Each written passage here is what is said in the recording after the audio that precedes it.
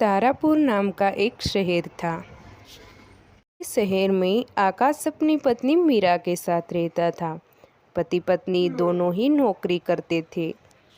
दिन की बात है, आकाश अपने गांव में अपनी माँ को फ़ोन लगाता है। हेलो माँ, कैसी हो? मैं ठीक हूँ बेटा, तुम बताओ तुम कैसे हो। माँ, मैं भी ठीक ही हूँ। आपको इस खुशखबरी बतानी थी, आप दादी बनने वाली हो। क्या सच में? मैं कल ही शहर आ जाऊंगी तुम लोगों के पास। फिर अगले ही दिन माँ जी शहर आ जाती है। घर आते ही बेटे और बहू ने माँ जी की खूब खातिरदारी की। लीजिए आपकी चाय। अरे जाओ, माँ के लिए गर्मा गर्म पकोड़े ले आओ। मीरा 2 मिनट में ही पकोड़े लेकर आ जाती है। बहू, तूने ये पकोड़े जादू से बनाए हैं क्या? इतनी जल्दी लेकर आ गई। अरे नहीं नहीं माँ जी, पकोड़े तो रूपा ने बनाए हैं, मैं तो सिर्फ लेकर आई हूँ। हे भगवान, तब तो मुझे ये पकोड़े नहीं खाने हैं। दूर रखो इस पकोड़े को। फिर अगली सुबह माँ जी, मैंने नाश्ता बना दिया है और मैं ऑफिस जा रही हूँ। अरे अभी तो घर के सारे काम पड़े हैं, वो कौन करेगा? माँ जी, रूपा आती ही होगी। झाड़ू, बर्तन, पोछा, कपड़े सारे काम वो कर देगी। सारे काम वो करेगी तो तुम क्या करोगी? हमारे ज़माने तो में हम ही सारे काम किया करते थे। जी आपकी बात ठीक है, लेकिन अभी मैं घर और ऑफिस दोनों नहीं संभाल सकती।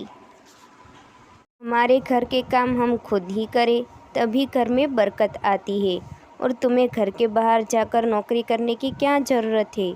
इस बार महीने की पगार आ जाए, उसके बाद तुम्हारा नौकरी पे जाना बंद।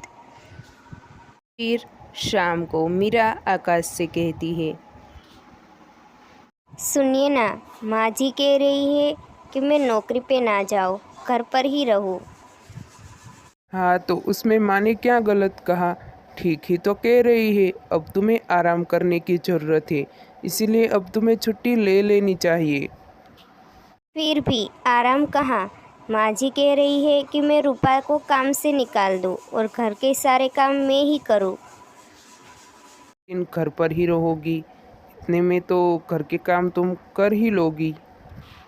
मेरी तो इस घर में कोई इज्जत ही नहीं है। नहीं सुनी ना तुमने मेरी बात? माँ जी, ऐसा कुछ भी नहीं है, आप गलत समझ रही है। अगर हम दोनों कमाएंगे तो घर अच्छे से चलेगा। कहना क्या चाहती है कि मेरा बेटा तुझे कमा कर खिला नहीं सकता है? मैं सब समझ रही हूँ तेरी बातें।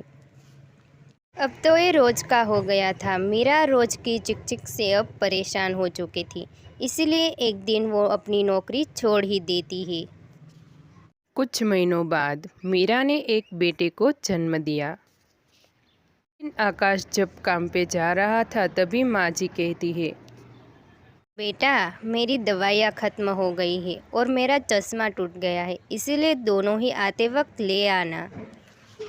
सुनिए ना, मुन्ना के डायपर ख़त्म हो गए हैं और घर का कुछ सामान भी लाना है, तो आप वो भी ले आना।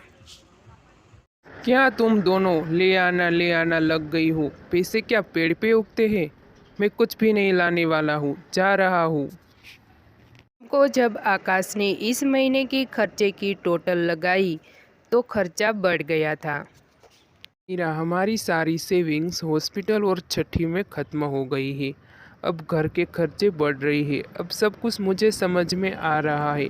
मुन्ना भी अब बड़ा हो गया है। क्या तुम फिर से ऑफिस ज्वाइन नहीं कर सकती हो? लेकिन मैं ऑफिस चली जाऊंगी तो काम कौन करेगा और मुन्ना, उसे कौन संभालेगा? घर के काम के लिए हम फिर से एक मेड रख लेंगे और मुन्ना को माँ संभाल लेगी। की बात तो सही है, लेकिन माँ जी मानेगी इस बात के लिए? तभी वहाँ माँ जी भी आ जाती है। मेरी प्यारी बहू, अब मुझे सब कुछ समझ में आ रहा है। मुन्ना की चिंता तुम मत करो, उसे मैं रख लूँगी। तुम आराम से अपने काम पे जाओ। में फिर से वो दोनों नौकरी पे जाने लगते हैं और पूरा परिवार खुशी खुशी रहने लगता है।